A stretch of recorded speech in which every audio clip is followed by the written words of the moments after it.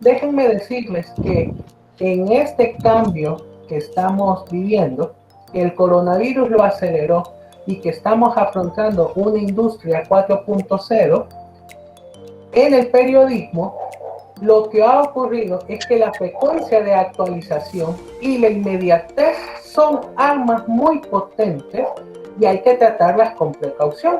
Porque en este mundo altamente globalizado, gracias a las nuevas tecnologías y a los cambios que se están dando, el periodismo está sufriendo fuertes reconversiones. Y esas reconversiones se concentran en cómo estas tecnologías se están volviendo más puras en su esencia, es decir, reinventándose. Entonces, las actualizaciones constantes de las aplicaciones, de las plataformas, obligan al modelo empresarial periodístico a repensar muy bien cómo va a funcionar. Y esa forma de redefinirse no solamente en la producción de mensajes, sino que está articulado también en las audiencias. Las métricas condicionan el tema del planillo editorial, cómo yo voy jerarquizando la noticia, incluso la forma de construcción de notas también ha cambiado.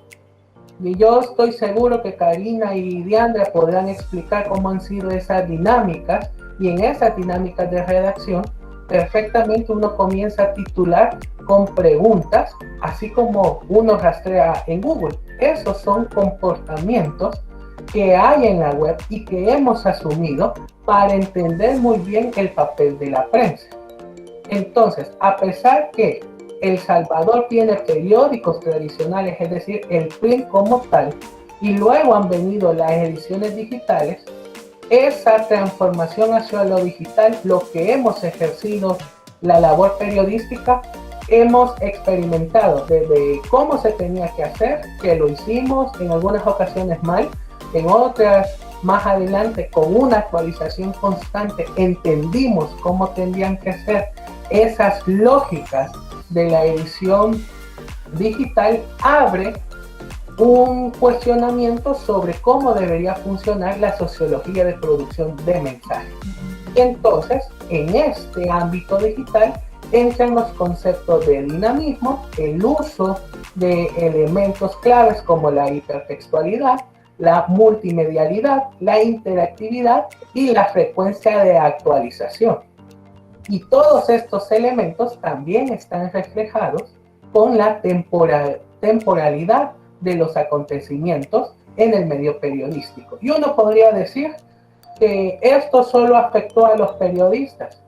No, señores, también esto lo tuvieron que asumir las salas de prensa en el ámbito de comunicación institucional, quienes utilizan las mañas periodísticas para convertir las noticias de sus marcas comerciales o sus marcas institucionales parte de la agenda mediática en la que uno está produciendo constantemente. Es una vorágine de información que estamos realizando en las diferentes secciones de política, judicial, en educación, en cultura, en espectáculos, etc. Y entonces esas características que hemos mencionado como la hipertextualidad, la multimedialidad, la interactividad y esa frecuencia nos vienen a decir a nosotros cómo debe ser la generación del contenido. Y aquí el lector es clave, porque el lector busca información, la busca para contextualizarse. Entonces uno le presenta la información de múltiples maneras para que tenga un elemento diferenciador. Y entonces eso nos permite a nosotros aprovechar bien el tema de los géneros periodísticos y las herramientas para producir esos textos, esos elementos multimedia o en podcast que alimenten o le den la plusvalía a lo que uno ha redactado. Prácticamente estamos hablando de herramientas para el periodismo del siglo XXI, pero no tenemos que dejar por fuera los elementos claves como cuál es el rol de la prensa en el ámbito digital dentro de los sistemas democráticos. Cómo buscamos la oportunidad a los lectores para que opinen, sugieren, pregunten, sean entes fiscalizadores yo soy más de la opinión que el periodismo es un hermoso oficio, pero en ese oficio uno es fiscalizador y mediador de la sociedad ante los asuntos públicos. Y entonces, si uno es fiscalizador y mediador, uno tiene que presentar diferentes elementos para que el lector pueda cuestionar qué sucede en la realidad. Y entonces, el Internet en estos últimos años nos ha dado una gran repercusión y un fuerte crecimiento en el auge de todos los diarios y las publicaciones digitales. Nosotros vivimos los cambios de generar contenido en Twitter, de utilizar WhatsApp como un elemento para alimentar los diferentes canales o plataformas periodísticas, diseñando mensajes cortos, una galería fotográfica, videos concretos que no se alejen de la rigurosidad que nos permite presentar un hecho periodístico. Y entonces, a pesar de todas las dinámicas, debemos ir pensando siempre en la base y en la calidad de los contenidos de cualquier medio de comunicación, sea prensa escrita, sea prensa radiofónica o televisiva. Entonces pensemos en la calidad de la información en el aquí y en el ahora y en el futuro.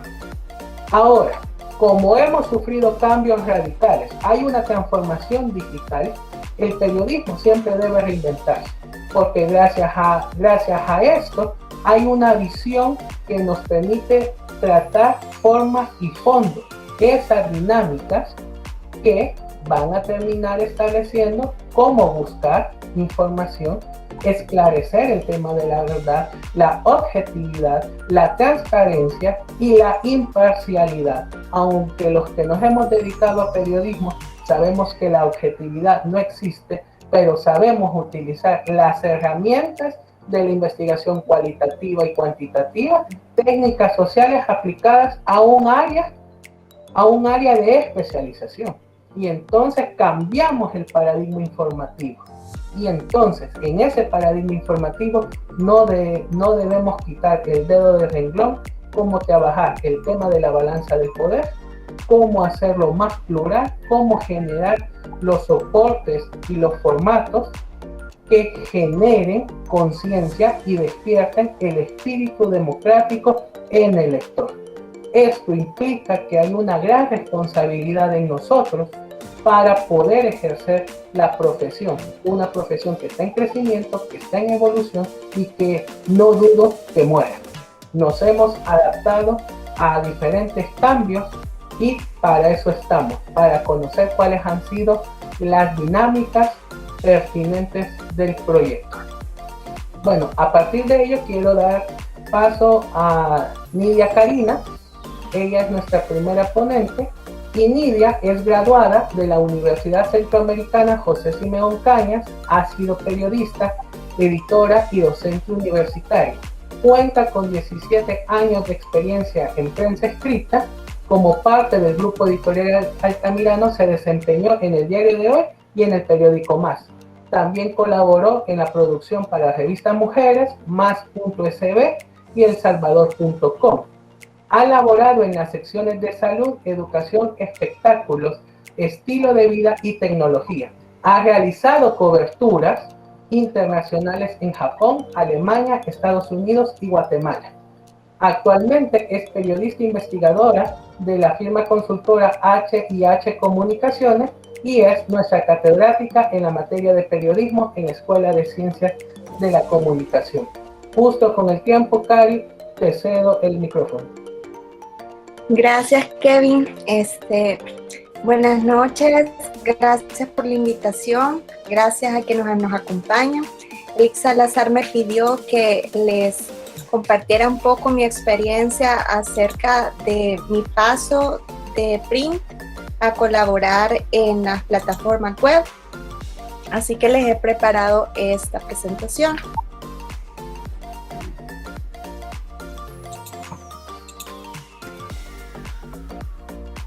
Bien. Lo primero es hablar, jóvenes y colegas, compañeros, acerca de mi formación en comunicaciones. Cuando yo estudié, la formación era básicamente en medios tradicionales. Yo soy periodista de la vieja escuela. A mí me formaron en prensa escrita, en radio y en producción audiovisual. No había ninguna materia de periodismo digital. No había internet cuando nosotros teníamos que hacer tareas, no teníamos acceso a Google, cuando teníamos que hacer alguna actividad, teníamos que desplazarnos a los lugares a conseguir la información, teníamos que entrevistar a la gente, teníamos que buscar documentos, íbamos a las bibliotecas, no habían redes sociales, era todo bien diferente. Entonces, eso es para que tengan en contexto cómo ha sido el cambio de Radical. Hay que decir que yo comencé a trabajar en el Diario de Hoy en 2003 y mientras yo estaba dando mis primeros pasos en el periodismo, había una revolución cultural y comunicacional que estaba protagonizada por las redes sociales. Las redes sociales vinieron a cambiar la manera en que nosotros consumimos la información y cada una de ellas tiene una característica en particular, un público en particular, y cada una es sujeto de análisis independiente. Al mismo tiempo que estaba sucediendo esto, había también un boom de medios digitales en El Salvador, comenzando con elfaro.net en 1998 y a partir de 2007 se fue dando un surgimiento paulatino de todos estos medios que ustedes ven ahí, que aún a la fecha se mantienen. Y hay que aclarar que todos estos medios son digitales, netamente digitales. Ninguno es una plataforma de un medio print. Antes teníamos sitios como la prensa gráfica y elsalvador.com, pero esos son plataformas web de medios impresos. Ninguno de estos que ustedes ven en pantalla depende de la venta de ejemplares, así como los medios tradicionales que ya conocemos. Concretamente en mi caso, tengo que comentarles que yo estuve como periodista del Diario de Hoy de 2003 a 2008. En 2008 me dieron la oportunidad de ser editora de contenido de estilos de vida y de espectáculos del periódico Más, que es el hermanito menor del Diario de Hoy. Y a partir de esa etapa, se dio un salto a colaborar en las plataformas de MásSB y elsalvador.com. Después de 14 años de estarme dedicando nada más a print, que en ese entonces se llamaban como 8 o 7 páginas diarias, de repente tuvimos que saltar a MásSB. Y cuando nos dijeron en 2017 que teníamos que subir el contenido a MásSB, pues yo hice esta valoración. Yo dije, bueno, pero solo me organizo porque se trata de subir a la web lo que ya escribí para print. Sin embargo, no era así. Además de tener que familiarizarme con una serie de términos, como los que estamos viendo en pantalla, y saber para qué se utilizan y saber aplicarlos, grosso modo les he traído lo que aprendí. Primero, se titula diferente. Si bien el medio web no está divorciado del print, las dinámicas son distintas y comenzamos por la manera de titular.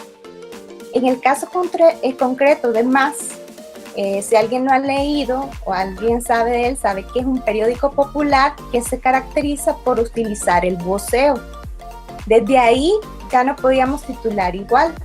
Sin embargo, cuando estábamos comenzando no sabíamos y voceábamos en los titulares y a veces poníamos los mismos. Después aprendimos sobre la marcha que teníamos que utilizar lenguaje SEO y eso significaba ser más específico. El lenguaje SEO te permite construir una URL que posicione tu contenido en los primeros lugares de acuerdo a las palabras clave que vos utilices.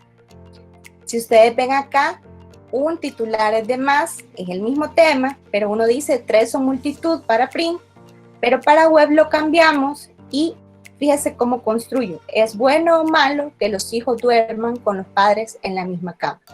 En uno usamos una ilustración que básicamente nos define el tema, que es el colecho, que es si los papás, es una práctica muy polémica, una gente dice que sí, otros especialistas dicen que no, de si es de verdad beneficioso o crea una adicción que los niños duerman con sus papás. También aprendí que no todas las notas de print se suben a la web.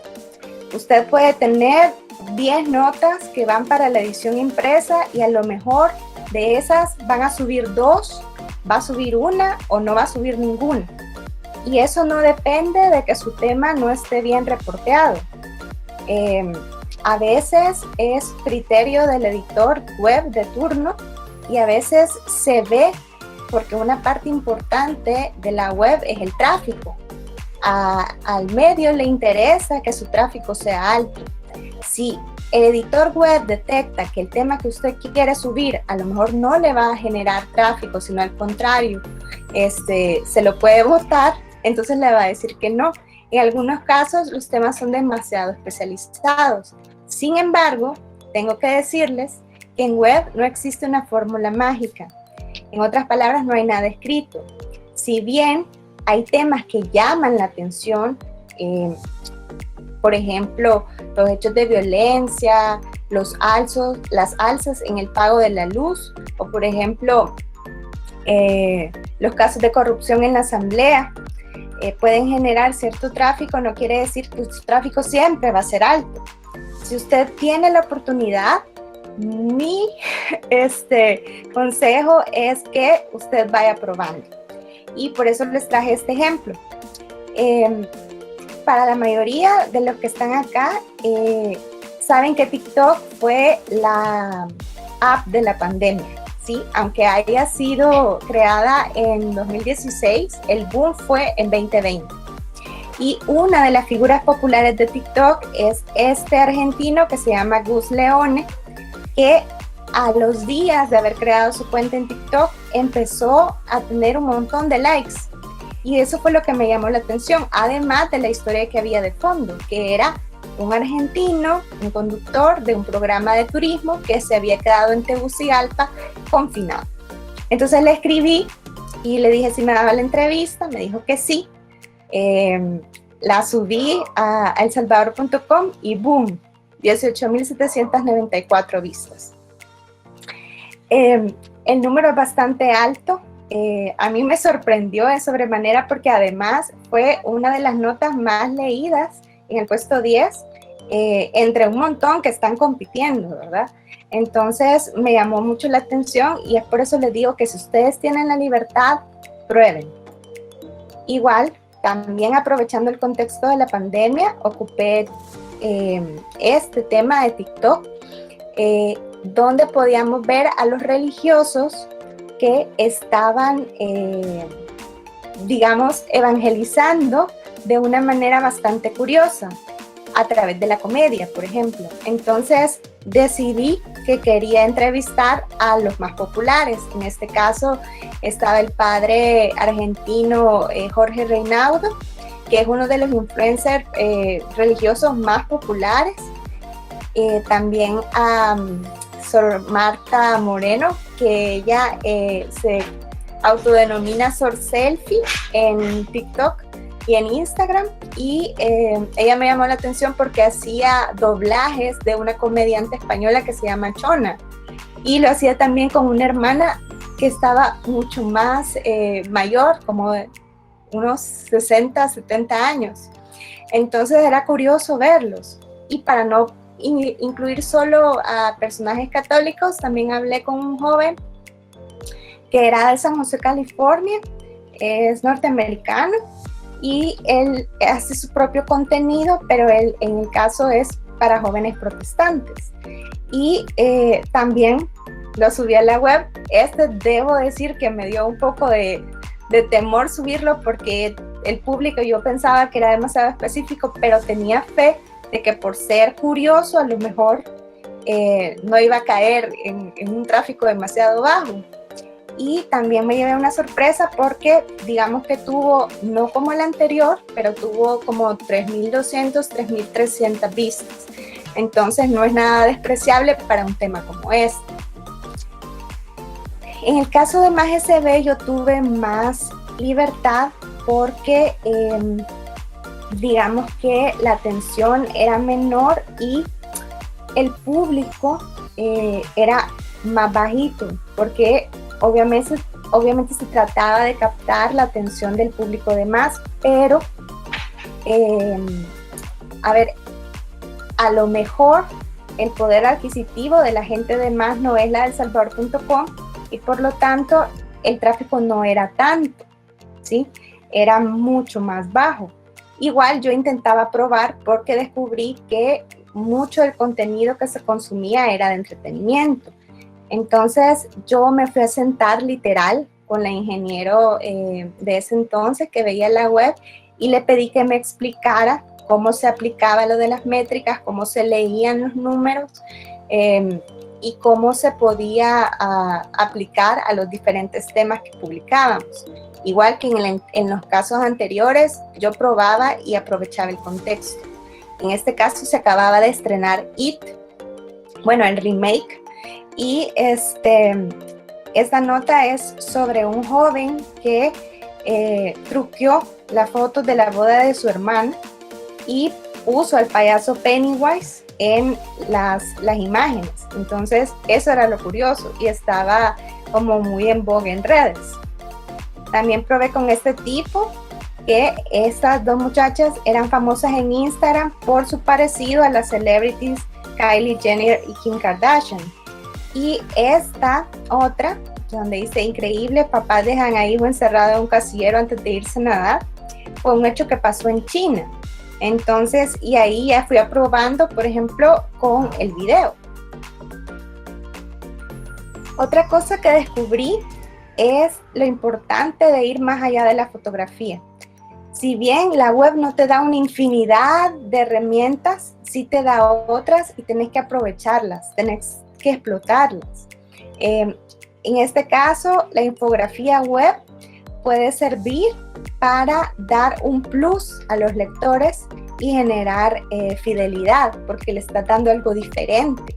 El lector no siempre quiere ver lo mismo, ¿sí? Lo puede sorprender y en este caso yo elegí este tema porque a veces se piensa que solo se pueden hacer grandes cosas con la nota dura. Sin embargo, no. Hay temas de entretenimiento que se prestan y este es uno. Este fue publicado por el Periódico Universal de México en 2016 y es un trabajo obviamente en conjunto con diseño web en el cual se pone en contraposición las producciones de Marvel y DC en una década determinada y se hace un análisis de cuáles fueron las más taquilleras y cuántas producciones tuvo cada una. El Faro la semana pasada hizo un reportaje sobre los candidatos que van a formar parte de la Asamblea Legislativa a partir del 1 de mayo. Y si bien no es un trabajo, una infografía interactiva como la anterior, le da un plus y es que ellos pusieron la foto de los candidatos en una tarjeta y cuando vos le dabas clic o le dabas con el dedo, si estabas en el celular, la foto se da vuelta y atrás está la información. Entonces, ese tipo de novedad es necesaria, por lo menos para romper la monotonía. Y eso le va a dar también fidelidad al lector con el medio. También es importante apostarle a la producción audiovisual y a veces retomar los videos que ya están, los virales o los que la gente comparte en redes sociales. Hay que cuidar siempre lo del copyright. Lo mejor es comunicarse con ellos y preguntar si se puede ocupar el video. Es el hecho de descubrir de que el video te puede generar todavía más permanencia, pero también hacer un clic con las nuevas generaciones que ya vienen en un momento de una era digital. Por ejemplo, la generación Z, la generación Y probablemente va a preferir que le mostres un video a que le des una sábana de texto, por ejemplo. Y aquí les traigo un ejemplo. Este sondeo se hizo a los estudiantes de periodismo digital de este ciclo y la mayoría, el 47.9%, dijo que lee poco.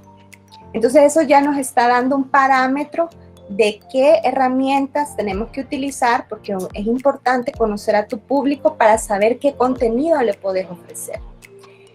Hay que decir que cuando nosotros trabajamos con video, es importante que este corra rápido, porque si la persona está queriendo que el video le cargue y nunca le cargó, no va a terminarse sus datos esperando, simplemente se va a ir.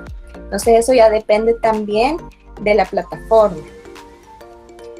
Es importante también el uso de hipervínculos cuando nosotros copiamos la nota. Por ejemplo, si hacemos la del print y la vamos a subir a la web, no podemos dejarla tal cual. Además de utilizar las etiquetas, al final es importante que nosotros le demos links donde pueda profundizar en el tema o en la información. Y eso le permite tener también una imagen más global de lo que está leyendo. En la parte técnica, es importante tener en cuenta esto que estamos viendo en pantalla, por ejemplo, la hora de conexión, saber si se conectan en la mañana, en la noche, en la mediodía, para saber cuándo darle contenido. Ahora bien, eso no significa que cuando está sucediendo algo en tiempo real, no lo voy a informar de inmediato. El medio digital es la naturaleza, es la información, está sucediendo, la información tiene que estar subiendo. También es importante, por otro lado, desde qué dispositivo se conecta. Es decir, si ocupa celular, si ocupa laptop, si ocupa desktop, si ocupa tablet. También desde dónde se conecta. Ok, a lo mejor el tráfico, la mayor parte es de El Salvador, pero probablemente vamos a tener también gente leyendo desde Estados Unidos, sobre todo en segundo lugar, España, Italia, México, y eso también nos sirve para saber qué tipo de contenido le podemos dar a ese público. Es importante también analizar desde qué plataforma se conecta, es decir, si entra en redes sociales, ¿por cuál red social? ¿Por Facebook? ¿Por Twitter? ¿Por Instagram? Si entra por el sitio web, todavía nos conviene a nosotros más. ¿Por qué? Porque, ¿qué pasa cuando yo todo mi tráfico lo tengo en una red social? Si de repente se cae tu tráfico. Entonces lo mejor es lograr que el lector entre al sitio web. También es importante saber el tipo de información que consume para saber qué darle. Si es nota dura, si es deportes, si son videos, si es entretenimiento. E igual saber si cuando entra al sitio revisa una nota en específico o se queda navegando. Es importante también saber el tiempo que emplea la persona en leer una nota y también el número de vistas que tuvo. Ya para finalizar, hay que decir que también se cambia la manera de ver las redes sociales. Como decía antes, las redes sociales vinieron a cambiar la forma en la que nosotros consumimos la información y eso obligó a los medios tradicionales a migrar a las redes sociales. Entonces, si vemos esto, que también parte del sondeo que se hizo a los estudiantes, el 81.7% si se informa lo hace a través de redes. Entonces, es una forma de poder llegar a ellos, a esa generación que no tiene nada que ver con papel, que no va a venir y va a comprar un ejemplar en la calle, sino que la va a entrar por medio digital. Entonces, tenemos que también formarnos en el hecho de que ya la red social pasa de ser una herramienta donde yo comparto con mis amigos, comparto mis gustos o expreso mis estados de ánimo y utilizarla para construir mensajes que informen. Y me despido con este pensamiento del escritor Drew Gerald que dice que la inercia es el signo universal de la muerte. Nada puede existir sin movimiento. Es importante que nosotros formemos a las nuevas generaciones en el periodismo digital, que es una dinámica que probablemente va a estar cambiando. A lo mejor lo que te sirvió ahorita ya no te va a servir después, ¿sí? y también es importante para los periodistas veteranos que nosotros conozcamos acerca de esta dinámica y no nos quedemos atrás, porque la era digital no va a tener marcha atrás. Gracias.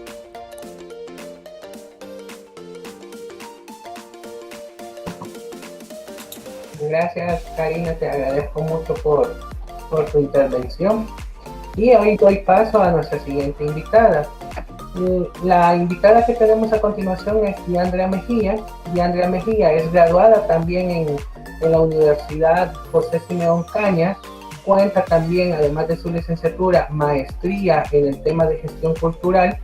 En París tuvo la oportunidad de especializarse en civilización francesa. Ha hecho una serie de diplomados y cursos en el área de periodismo, como el periodismo de datos. Actualmente es nuestra profesora también en redacción periodística, fundamentos de investigación. Se ha desempeñado como consultora en el área de comunicación social para Save the Children en 3 áreas: seguridad alimentaria y nutricional, política de salvaguarda de niñez y adolescencia, y también niñez migrante y desplazada. Así que, Diandra, todo tuyo el micrófono. Gracias, muchas gracias, Kevin, y colegas, y también los estudiantes que nos acompañan. Para mí, pues, es un gusto poderles compartir, pues, un poco sobre mi experiencia en el periodismo y sobre todo en esa transformación, en esa evolución del periodismo tradicional al periodismo digital. Bien, voy a hablar primero, antes de pasarles mi presentación, un poco sobre mi experiencia, pues, en el diario. Yo trabajé en el Diario de Hoy por 10 años, desde el 6 años, desde el 2010 hasta el 2016, y anteriormente había trabajado en la prensa gráfica también, porque cuando estaba en la universidad, pues se hizo una pasantía. Yo fui elegida para esa pasantía en la prensa gráfica y luego pues ya me quedé trabajando ahí también. Y bueno, ha sido una experiencia bastante gratificante estar en los medios de comunicación. La verdad que es una gran escuela para poder ejercer el periodismo. Y bueno, voy a compartir con ustedes parte de lo que yo hice en el Diario de Hoy. Voy a poner una presentación que tenía preparada para ustedes.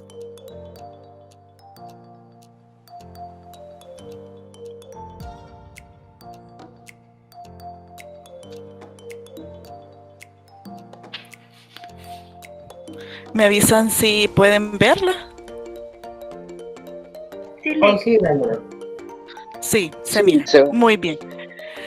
Bien, en mi experiencia como periodista, pues, al igual que Karina, me tocó vivir esta transformación, esta evolución del periodismo impreso al periodismo digital. Yo ya estaba en el Diario de Hoy cuando pues las nuevas tecnologías irrumpieron con mucha más fuerza y pues nos obligaron a nuevas dinámicas de trabajo, a la transformación del discurso periodístico para poder pues llegar a más audiencia y además cautivarla con el contenido periodístico. Entonces, en esa transformación digital, yo estaba dentro de la sección de cultura, cuando en el periódico se hablaba de un rediseño. Se empezaba a hablar ya de una redacción integrada en donde todos los periodistas pudiéramos colaborar en todas las áreas del periódico y además en donde también en el plano físico pudiéramos estar juntos para poder colaborar mejor en la producción de noticias. Entonces se empezaba a hablar de estas redacciones integradas, que el Diario de Hoy no fue el único que hizo esta redacción integrada, sino que la mayoría de diarios y de medios de comunicación empezaron a trabajar de esa manera porque las nuevas tecnologías así lo iban exigiendo a la medida que iban evolucionando. Entonces, se nos empezó a hablar de esta nueva dinámica de trabajo. y se integró la sección donde yo trabajaba, que era el área de cultura específicamente, y se integró con el área de espectáculos. Entonces las dos secciones empezaron a trabajar juntas. Ya no se llamó cultura, sino que se le dio otro nombre y se le puso el nombre de Trends. Se le puso así porque la misma audiencia y la misma dinámica lo exigía. Era una dinámica mucho más global, en donde la audiencia exigía otro tipo de contenido y pues tocaba a los periodistas pues elaborar este tipo de información. Entonces, esa fue de las primeras transformaciones que nosotros empezamos a vivir en el diario de hoy. Y participamos en procesos de consulta para poder presentar mejor la información, para poder transformar las secciones y qué contenido debería de publicarse. Y también hicimos consultas también en la parte digital, porque iban a cambiar también los programas con los que íbamos a trabajar. Entonces la parte técnica también jugó un papel bien importante, porque todos los programas donde nosotros elaboramos las noticias se actualizaron. Vinieron otros programas que nos ayudaron también para la elaboración de las noticias en la web, y teníamos que capacitarnos. Íbamos en ese proceso de capacitación y de empezar a comprender toda esa dinámica. Entonces ahora los periódicos igual siguen en esa transformación. Es una transformación constante, es un cambio de rutinas de producción, de rutinas laborales, es un cambio del discurso periodístico, no en su rigurosidad, pero sí en su adaptación a las nuevas plataformas. Entonces se tiene que pensar siempre en el periodismo como tal, pero también se tiene que pensar en las audiencias y en lo que están exigiendo día a día. Bien, en esa evolución que estábamos, nosotros empezamos a trabajar en un programa que se llamaba Borias. Se llama Boria ese programa, en donde nos empezaron a capacitar, como bien decía Karina, en el lenguaje SEO. Para nosotros fue algo bastante nuevo y un reto también, porque ya no había que pensar en la nota como tal, en la estructura de la nota como tal, sino que también había que pensarla para la web. Había que empezar a pensar en esa audiencia, en las redes sociales, en cómo iban a incorporarse. Entonces empezaron a capacitarnos para poder redactar las notas incorporando el lenguaje SEO. Bien. Esto es el ADN de las noticias hoy en día, el lenguaje SEO y el hipertexto. ¿Pero por qué? El SEO, como lo decía Karina, es un lenguaje, un nuevo lenguaje para poder generar contenido. No solo contenido periodístico, sino que otro tipo de contenido que se maneja en la web, y también los contenidos para marketing. El SEO, por sus siglas en inglés, quiere decir Search Engine Optimization. Es decir, que es un lenguaje que nos ayuda a optimizar los motores de búsqueda para que nuestro contenido aparezca en los primeros lugares de Google. Google trabaja de esta forma y siempre cataloga a las notas que están mejores estructuradas con este tipo de lenguaje en los primeros lugares. Si ustedes se fijan y googlean una nota o un contenido, les va a aparecer las mejores notas o las mejores noticias que están catalogadas por Google como las que tienen el mejor trabajo del lenguaje SEO. Hay otro tipo de contenido, que es el contenido pagado, que obviamente por estar pagado va a aparecer primero, pero si yo he trabajado muy bien el lenguaje SEO y he incorporado esas palabras clave que exige este lenguaje, entonces yo voy a poder posicionar mi contenido en los primeros lugares sin necesidad de pagar, sino que voy a empezar a trabajar y a mover este contenido que en lenguaje informático se le llama el contenido orgánico, porque lo hacemos nosotros mismos sin necesidad de publicidad y lo estamos moviendo en la web de esta manera, utilizando el lenguaje SEO. Entonces esto me tocó aprenderlo también cuando estaba en el diario de hoy. Recibí varias capacitaciones sobre esto. Les voy a decir que fue algo bastante largo, fue un proceso, había que entender también el lenguaje técnico, el lenguaje informático, porque había que comprender sobre las URL, el lenguaje HTTP y había que poder integrar ese contenido a esa dinámica. Pero fue algo bastante enriquecedor porque uno aprende a poder movilizar este contenido y a que a la audiencia llegue hacia nuestra nota, porque ese es nuestro fin último, que la audiencia pues disfrute nuestro contenido y que no abandone la página cuando llega a la página web, sino que la disfrute, que interactúe con lo que nosotros le estamos proponiendo. Entonces, este lenguaje SEO, como bien lo decía Karina, incluye la incorporación de estas palabras clave. Estas palabras clave son unidades de significado que son de bastante importancia en mi nota periodística o en el contenido que yo estoy generando. Hay algunos expertos que dicen que para poder trabajar las palabras clave, nosotros debemos de trabajar, y ellos dicen, las palabras clave de talla larga. Es decir, que yo debo ser bien específico con esa palabra. Y pongo el ejemplo, por ejemplo, si yo voy a tener una tienda de mascotas, no voy a poner en la web tienda de mascotas, porque es una palabra demasiado general. Entonces debo de trabajar cosas más específicas. ¿Qué es lo que ofrezco en mi tienda de mascotas? Bueno, ofrezco comida para perritos. Entonces pongo en mi palabra clave tienda de mascotas que ofrece comida para perros. O si estoy en un lugar geográfico, ocupo ese lugar geográfico clave para que la gente pueda llegar con mayor facilidad. Lo mismo es en el periodismo.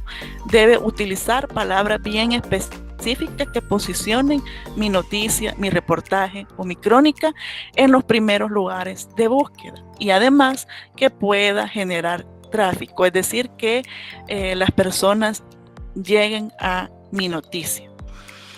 El uso del SEO es un proceso, no es algo que es de la noche a la mañana. Vamos aprendiendo a la medida, vamos practicando. Y es un proceso bonito porque aprendemos a escribir de otra forma, a ver el texto de otra forma. La hipertextualidad nos va ayudando también a comprender esa dinámica. Esa es la otra parte que me tocó aprender cuando estaba también en el periódico, era que la hipertextualidad es bastante clave en la generación de contenido. ¿Por qué? Porque la hipertextualidad propone otro tipo de discurso, otro tipo de dinámica.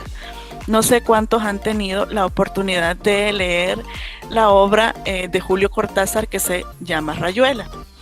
Este escritor era bastante adelantado para su época porque él propuso una obra literaria casi que utilizando la hipertextualidad, porque la escribió de una forma para que pueda ser leída de principio a fin, del capítulo 1 al 50 y tanto que tiene la obra, y también el lector puede leerla con los capítulos saltados, es decir, él le propone, lea primero el capítulo 73 y luego el 4 y luego regrésese al 2, después vaya al 23 y así va proponiendo.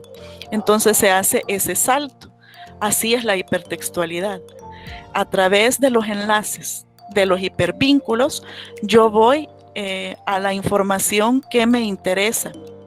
Y esa hipertextualidad permite que el contenido se amplíe y que la audiencia pueda estar mejor informada. Porque yo le propongo texto, videos, infografías u otro enlace que le complemente la información que yo le estoy proponiendo. En la hipertextualidad yo trabajo diferentes enlaces. Los botones de navegación, que son generalmente en una página web, son el menú, los botones de regresar o de sigue aquí. Si ustedes se fijan y entran a una página web, tienen que estar todos esos botones que le permiten a la audiencia moverse a través de la página web. Esos son bien clave también para que la gente pueda acercarse al contenido con mayor facilidad. Los otros enlaces son los enlaces dentro del texto que van a complementarle a las personas la información que ahí está. Esos enlaces se llaman los enlaces incrustados. Y están los otros enlaces que son los que me refieren a otra página web, a otro contenido que es ajeno al mío, pero que siempre va a informar a las personas sobre el tema relacional. También hay otros enlaces que se llaman los enlaces relacionales. Es cuando en los periódicos a mí me ofrecen un contenido relacionado a la noticia que yo estoy leyendo. Y entonces así puedo hacerme una idea más clara, yo como audiencia, de todo lo que está pasando en cuanto al fenómeno o al hecho noticioso que estoy leyendo. Entonces nosotros le proponemos a nuestra audiencia una forma dinámica e interactiva de interactuar con nuestra nota. Y esto ha hecho y ha sido un éxito para que las personas se muevan en los periódicos, lleguen a las redes sociales, generen tráfico, compartan las notas, las comparten por Facebook, por WhatsApp, y para un periódico pues es ganancia porque informa y a la vez pues le genera ganancia a un medio de comunicación, porque ustedes saben que todo medio pues es una empresa y de esa forma pues monetiza su trabajo. Entonces, como lo decía, es una nueva estructura discursiva. Rompe toda la linealidad de la que el periodismo tradicional está acostumbrado. Con el hipertexto rompe todo esto. Y la audiencia, el usuario, tiene la opción de poder decidir qué leer. Y también esta hipertextualidad para nosotros es un reto, porque debemos de informar a las personas en todo sentido. A mis chicos de ciberperiodismo les digo, el titular, el subtítulo y la entradilla de la nota son tan importantes porque muchas veces solo con eso se informan las personas, y son tan importantes también porque son la primera impresión y es lo que también se sube a las redes sociales, lo que en periodismo digital se le denomina el teaser, que es el resumen de la información que se decide poner en las redes sociales. Y entonces es un reto para uno como periodista escribir una nota hoy para la web, porque debemos de hacer que nuestra audiencia no pierda el interés, que si lee el titular, el subtítulo y la entradilla quede bien informado, pero también si decide irse más allá de la nota, también quede bien informado.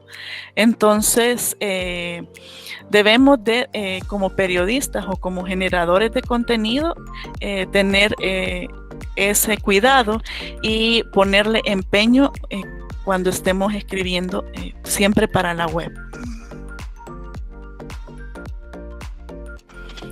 Ahora bien, pongo esta frase porque ahora con la irrupción de la nueva tecnología, no es que el periodismo haya desaparecido o que esté perdiendo su valor. Al contrario, está sacando lo mejor del periodismo. ¿Por qué? Porque ahora tenemos tantas herramientas y tantas plataformas a nuestro favor que no saben el mundo de posibilidades que tenemos para poder llegar a nuestra audiencia, para que nuestra audiencia quede bien informada y así también erradicar todo este fenómeno de las fake news. Nosotros tenemos tanto el poder de construir una historia como de utilizar todas estas herramientas y poder informar a nuestras audiencias de una forma óptima. Otra de las cosas que he aprendido durante mi experiencia como periodista es que siempre debemos de pensar en el usuario o en nuestra audiencia. Este es el eje central de un medio de comunicación. No debemos de escribir para nosotros mismos, sino que para nuestros usuarios. Hay una frase que ocupan mucho en el ciberperiodismo y en el periodismo digital que se llama Keep Readers in Mind, es decir, ten siempre a tus lectores en mente. Es decir, debemos de proponer las historias y el contenido para estas audiencias. Y para esto también es importante que nosotros conozcamos quién es nuestra audiencia, quién es el usuario, quién me lee. Los medios de comunicación, y lo hacía el diario cada año, tenía un sondeo sobre lo que se publicaba en el diario y los usuarios pues ahí expresaban qué les gustaba, qué no les gustaba, qué leían más y qué no leían, y esto servía para que se propusieran nuevos temas, nuevos contenidos o se mejoraran los que ya se estaban proponiendo. Entonces siempre es bueno tener en cuenta el enfoque en el usuario. Debemos de aprender a crear historias para ellos y a utilizar todas las herramientas posibles. Bien, otra de las experiencias que yo tuve fue capacitarme, esto ya lo hice fuera del periódico, fue capacitarme en periodismo de datos o en el Open Data, en el uso de datos para el periodismo. Esta es otra de las modalidades en que ahora se está llegando a las audiencias. Es decir, nosotros contamos historias también con los números. Los números también son para comunicadores y para los periodistas ha sido una herramienta bastante importante. Ahora para la pandemia hemos visto cómo un sinfín de medios de comunicación han utilizado los datos para poder informar a la gente sobre los números de contagiados, los números de decesos, las personas recuperadas. Cada periódico tuvo el reto de hacer briefing estadísticos para poder informar a las personas, y el periodismo de datos cobró mucho más auge. Y utilizando las herramientas digitales es mucho más fácil también llegar a las personas y contarle una historia a través de los datos. Este también es un reto para los periodistas, porque nosotros debemos de interpretar esa información y saberla explicar a las audiencias. Entonces, yo les he puesto acá que el periodismo de datos es una disciplina que busca democratizar la información.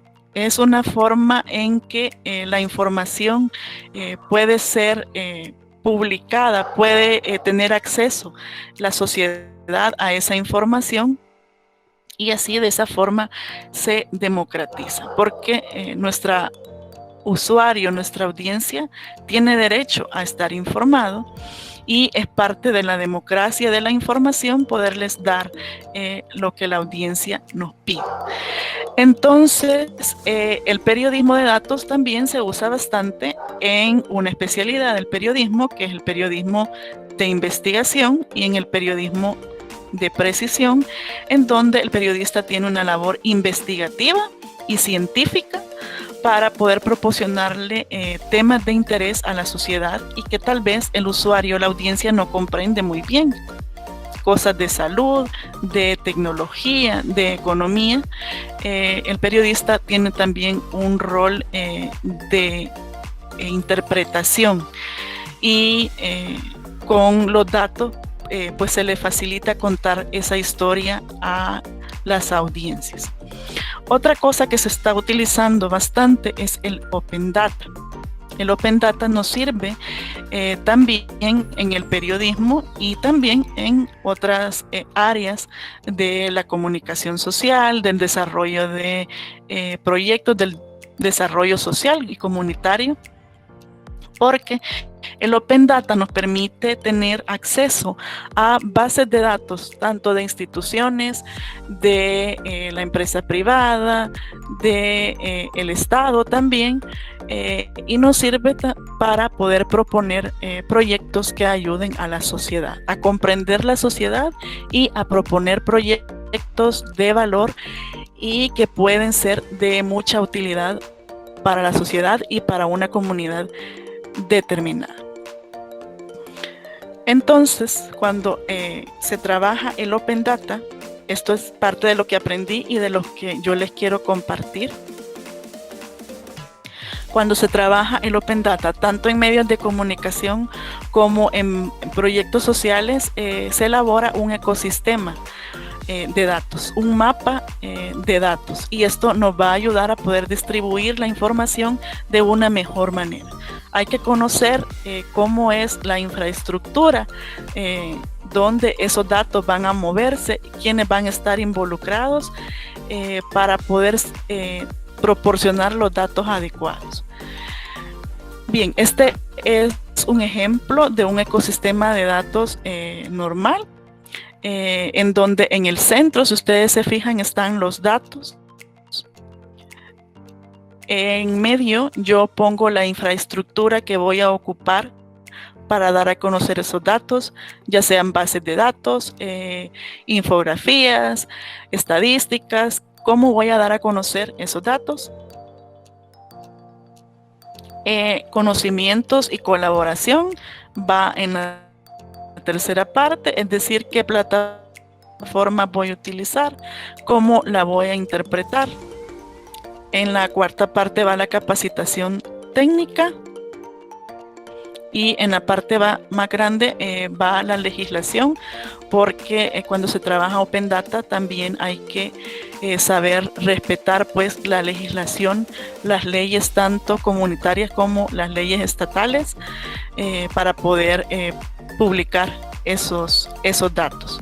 Y luego en la parte de izquierda yo tengo a los stakeholders, que son los individuos, las comunidades, el gobierno, los financistas, las ONG y las compañías, que generalmente son los que utilizan datos, los que proveen datos también, y que aunque están afuera pueden estar adentro aquí en la data, y estas personas pues siempre van a estar generando información.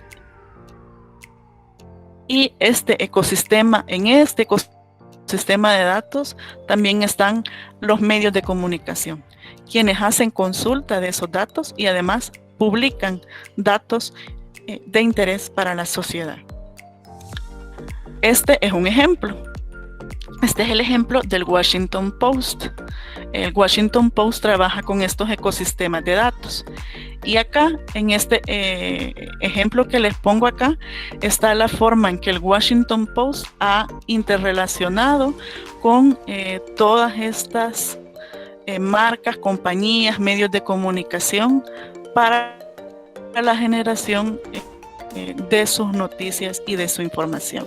Si ustedes ven acá, está medios de comunicación como CNN, el New York Times, el New York Post, el Daily Mail, plataformas como YouTube, está Fox News, Amazon, Slate.com, Business Insider, Bloomer.com, Reuters y así Yahoo.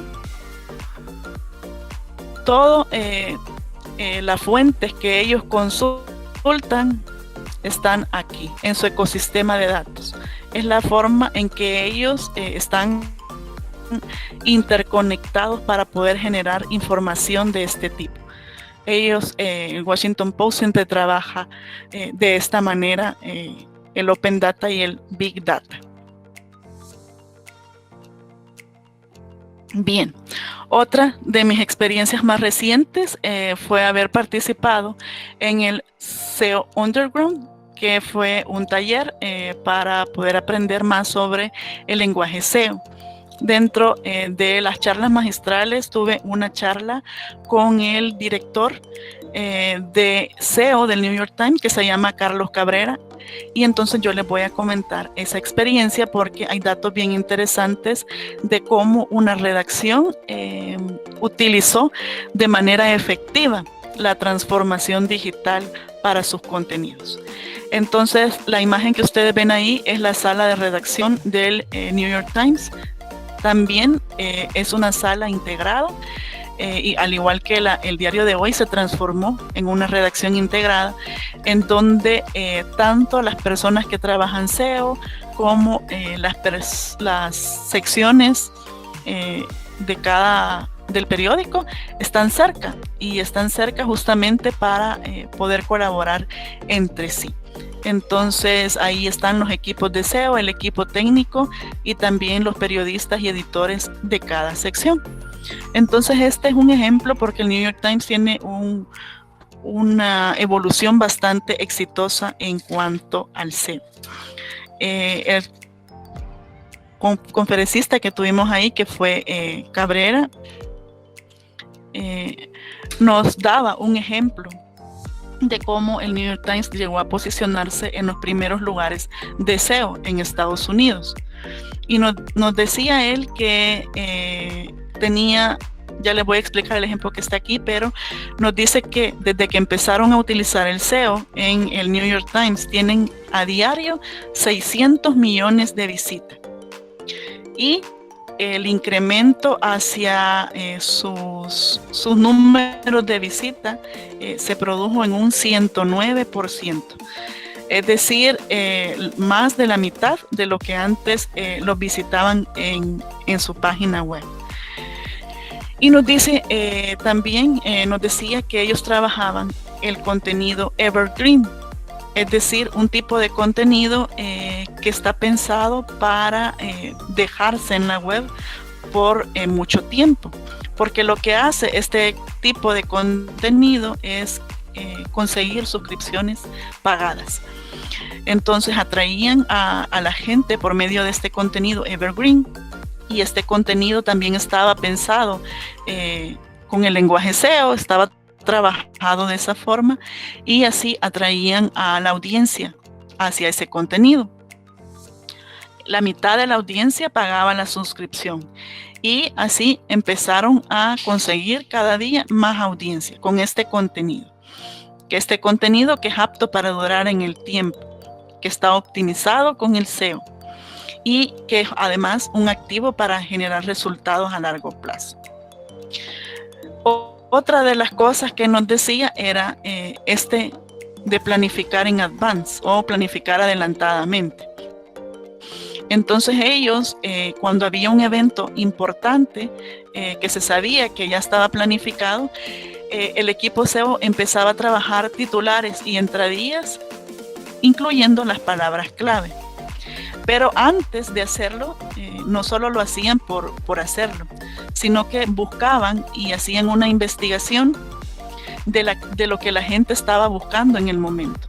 Por ejemplo, nos puso este ejemplo acá, fue de lo de las elecciones del presidente Biden y Trump y de los debates que habían anteriormente de ellos, y empezaron a investigar y a buscar este tipo de contenido que la gente estaba compartiendo en el momento. Y llegaron a la conclusión de que este tipo de contenido era el que más se estaba moviendo. Entonces dejaron estos titulares así para que cuando fuera el debate ya tuvieran alguno listo. Cuando estábamos en el diario de hoy, de alguna forma se trabajó así, y ya les voy a explicar cómo. También el director de SEO de New York Times nos decía que ellos tienen un programa que les ayuda tanto a los editores como a los periodistas a saber si están utilizando bien el lenguaje SEO. En el programa que ellos utilizan para subir sus noticias, cada 15 minutos se está actualizando y le está diciendo al periodista, no, tú no estás utilizando bien el SEO, o le da sugerencias de cómo utilizarlo bien. Le da sugerencia también sobre los titulares. Dice que el editor escribe la nota o el periodista escribe la nota, pone el titular, y si el titular no está bien trabajado con el lenguaje SEO, no deja cerrar esa nota, el programa, hasta que el editor o el periodista arreglen ese titular con las sugerencias que le está dando ese programa. Entonces dice que cada 15 minutos les enseña pues esos términos que se utilizan en el lenguaje SEO. Esa es una de las herramientas que está utilizando este periódico para poder trabajar de esa forma, y así se está actualizando. Como yo les decía anteriormente, hay que utilizar todas las herramientas posibles para poder generar mejores contenidos. Con respecto a lo de la planificación adelantada, también decían ellos que hacían un tipo de publicación, por ejemplo, habían ya artistas o celebridades que estaban enfermas, entonces ya dejaban una nota preparada, y en el diario de hoy también lo hicimos en muchas ocasiones, cuando sabíamos que una persona pues ya estaba como por fallecer, se dejaban hechos los titulares, las notas, por si acaso sucedía, ya se tenía listo el texto. Lo mismo para la entrega de los premios Grammy, de los Oscar, cosas que son en cierta medida predecibles, se puede empezar a trabajar la nota, la incorporación del lenguaje SEO. Esto nos pasó con la muerte de Chespirito, que hacíamos la broma, que siempre decíamos, mira, se murió, y lo decíamos en broma, pero un día no fue broma, nos tocó de verdad hacerlo y correr con esa nota. Menos mal que ya se tenía algo preparado. Entonces, de esa forma también se puede trabajar y empezar a incorporar también el lenguaje SEO, planificando cosas que están o que son de cierta manera predecibles. Bien, voy a dejar de presentar y pues nada más decirles que esto es un proceso, la verdad que es una experiencia gratificante aprender sobre esto, y como bien decía Karina, no es algo que está escrito en piedra. Cada día se va evolucionando, se va teniendo más herramientas, más plataformas sobre la mesa, y nos debemos de capacitar. Por ejemplo, Facebook también tiene un proyecto que se llama Facebook para Periodistas. Búsquenlo, lo pueden poner en Google, y tiene talleres exclusivos para periodistas. Uno se inscribe con su cuenta y lo están capacitando constantemente en la herramienta. Tiene otro tipo de herramientas que la gente obviamente no conoce porque solo las ponen a disposición de los periodistas.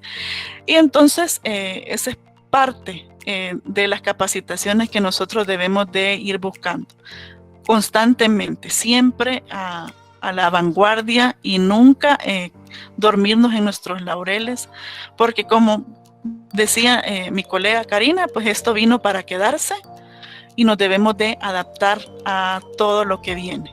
Debemos de estar preparados.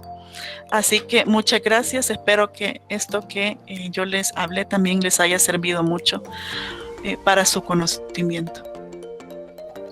Gracias, Diana, te agradezco mucho. Igualmente, Karina, he logrado reunir 4 preguntas para poder sintetizar en cuestiones de tiempo. Ya las tengo procesadas y se las voy a dar lectura. La primera pregunta va dirigida para Karina por parte de Fernando Serrano, y él dice: ¿existe alguien que revise lo que se va a publicar en los periódicos digitales? ¿Lo haces tú misma o lo hace otra persona para colgarlo en la web?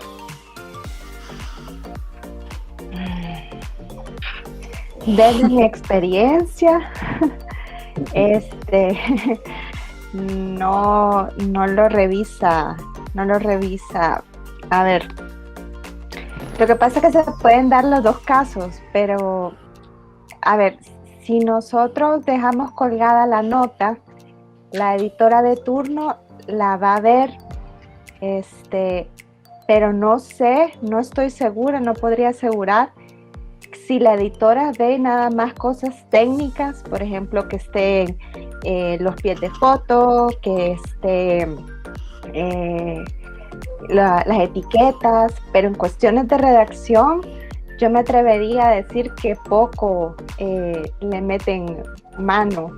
Y es por eso que yo hago mucho énfasis para que la gente que pasa por gramática, redacción periodística y periodismo digital escriba bien, o sea, porque a veces tú vas a subir, y si te toca, por ejemplo, en tiempo real, vas a subir la nota y en cuestión de minutos y quizás no te la va a revisar nadie.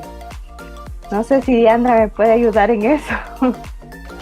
Sí, exacto.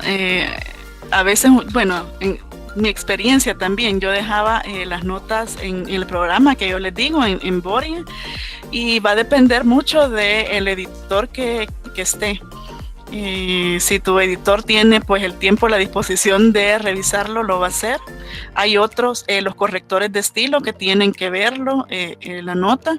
Les voy a ser sincera que muchas veces por el tiempo y la cantidad de información que se tiene que publicar no se revisa como debe de ser una nota. Entonces la responsabilidad es siempre del redactor, de la persona que escribe, porque este tipo de cosas pasan en un periódico. Hay demasiada información que está siempre circulando y no siempre se revisa al 100%, así nítido, todas las notas. Entonces es nuestro deber, nuestra tarea, poder redactar bien la nota, como dice Karina, saber escribir. Antes de entregarla, leerla bien, mirar la ortografía, la gramática, que el titular esté bien. Dentro del periódico nos pasaron tantas cosas, tantas experiencias, que hay errores que salían en el print y eran errores bastante grandes, con marcas bien reconocidas, Mercedes-Benz, Super Selecto, cosas así. Y después tocaba una regañada bien grande, aceptar el error en impreso, corregirlo en digital. Entonces, siempre yo les digo a mis alumnos que antes de entregar una nota, que por favor la lean bien. A veces no leen la nota, solo me la mandan, me la dan y no se fijan que hay errores de dedo y cosas así. Entonces igual en el mundo laboral, o sea, como dice Karina, no hay que lavarse las manos, hay que responsabilizarse uno de su contenido. Escribir en una cobertura también es un reto, porque en el momento uno tiene que estar mandando la información, subirla, y para eso nos dicen los expertos en periodismo digital que hay que recurrir a las bases del periodismo, a las 5W, quién, cuándo, dónde, cómo y por qué. Es la forma más rápida de subir una nota a la web utilizando la pirámide invertida. Es una clave que no le va a fallar, porque usted está diciendo qué es lo que sucedió, cuándo sucedió, cómo, quién es el involucrado y por qué sucedió. Y con eso ya tiene informada a la audiencia y reduce las posibilidades de los errores cuando está subiendo las notas a la web. Perfecto. Tenemos una solicitud de palabras. Creo que eso va a complementar perfectamente lo que ustedes ya nos han dado durante la disertación, sobre todo la pregunta. Don William, le doy la palabra, ya que usted ha estado con nosotros en esas dinámicas de periodismo digital, en la misma trinchera. Buenas noches, me da gusto, Nidia y Diandra, escucharlas. dos grandes profesionales y colegas también. Quiero decirles de que sí hay editores, comparto lo que dicen, que hay algunas notas que a veces reciben el tratamiento de un editor, hay otras que sí, incluso otras notas que reciben una discusión previa en los foros, que para eso están, para ver enfoques y para ver datos y para ver algunas cosas, cuando es un material un poco delicado, ¿verdad? Cuando es un material que necesita tener todos los respaldos, ¿verdad? Pero sí es una responsabilidad del periodista digital en que su contenido esté lo mejor preparado y tenga los mejores recursos disponibles, ¿verdad? Pero en algunos hay algún contenido que sí va por el ente de un editor, pasa por la revisión previa, debido a que a veces es material bastante sensible. Así que mucho gusto estar con ustedes. Me han gustado ambas disertaciones y las felicito a ambas. Gracias, William. Gracias, William. Un gusto saludarlo.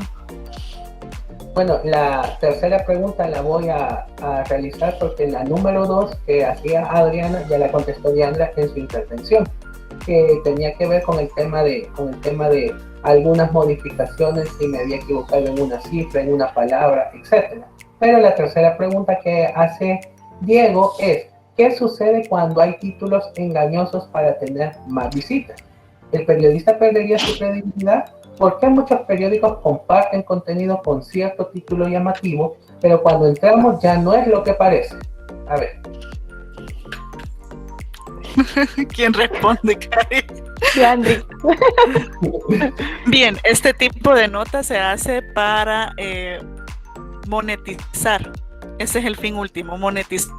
A veces están este tipo de contenidos que el objetivo es llevar al usuario hacia una marca, hacia un producto o una página en específico. Le digo porque yo también no solo soy periodista, también soy usuaria y a veces he caído en ese tipo de situaciones. Pero como buena periodista me fijo en todo, ¿verdad? Entonces, otras veces es para generar tráfico, pero acuérdense que existe una cosa que se llama ética periodística, que los periodistas debemos de respetar. Si ustedes ven este tipo de contenido, pues les informo que muchas veces no tienen la finalidad de informar, sino que de atraerlos hacia otro tipo o de contenido o de producto, o simple y sencillamente monetizar al momento que usted le da el clic para entrar. Entonces a veces debemos de ser cuidadosos. Esto sucede mucho. Yo le explico a mis alumnos que es parte de lo que nosotros llamamos la fake news. Cuando el contenido no corresponde al titular, los expertos en periodismo digital dicen que es considerada como una noticia falsa, porque no le informan a la gente lo que le han propuesto en el titular. Igual cuando una noticia no está contrastada, cuando solo tiene una fuente, también puede considerarse una noticia falsa porque está orientada de manera tendenciosa hacia algo. Siempre debe de existir el contraste de fuentes. Y esa es mi respuesta. No sé, Karina, ¿qué más podrías agregar? A veces también tiene que ver. A veces tiene que ver por el tipo de sección. Generalmente, aparte de lo que mencionaba Diandra, ese recurso es usual encontrarlo en las notas soft, sobre todo de espectáculos. Entonces lo que hacen es querer, digamos, utilizar un gancho o dejar picar a la gente para que entre. Pero cabal, es precisamente lo que dice Diandra. Cuando buscas la nota y querés ver y encontrás la respuesta, te sentís engañado como lector y puedes tener también un efecto contraproducente, porque como te sentís burlado, inmediatamente vos te salís de la nota. Entonces eso genera también una penalización, ¿sí? Porque cuando hablaba, por ejemplo, de la permanencia, eso también lo ve Google, ¿sí? Entonces le da una penalización al sitio porque la gente entra y se sale. Entonces hay que tener mucho cuidado con eso. Bueno, muchísimas gracias Karina y Diandra por sus experiencias. Gracias también por reflexionarnos cómo están funcionando las dinámicas periodísticas. Yo estoy seguro que dentro del área interdisciplinar de las comunicaciones, esto lo podemos utilizar para marketing de contenido, para definir estrategias de comunicación en redes sociales, entender la sintonía que tiene una audiencia para un medio de comunicación. Importante también el tema de las fake news, esa desinformación que se genera constantemente en redes y cómo uno va batallando para poder depurar esa verificación de fuentes que ustedes han dado. Así que muchísimas gracias en nombre de la Escuela de Ciencias de la Comunicación, y aprovecho la oportunidad para decirles a los que tenemos presentes que el próximo miércoles 24 de noviembre vamos a tener otro evento centrado en la enseñanza de la fotografía, radio y la televisión en modalidad virtual. Nuestros profesores, Elis Tejada, Germán Adriano, Bustamante, Jessica Burgos y Pamela Nieto nos van a compartir cómo ellos asumieron el tema de la educación virtual, cómo han enseñado estas materias prácticas en el eje de medios de comunicación y se han sumado a estas lógicas que también enfrentamos nosotros cuando estábamos en la sala de redacción. Así que pasen feliz noche. Muchísimas gracias por todo.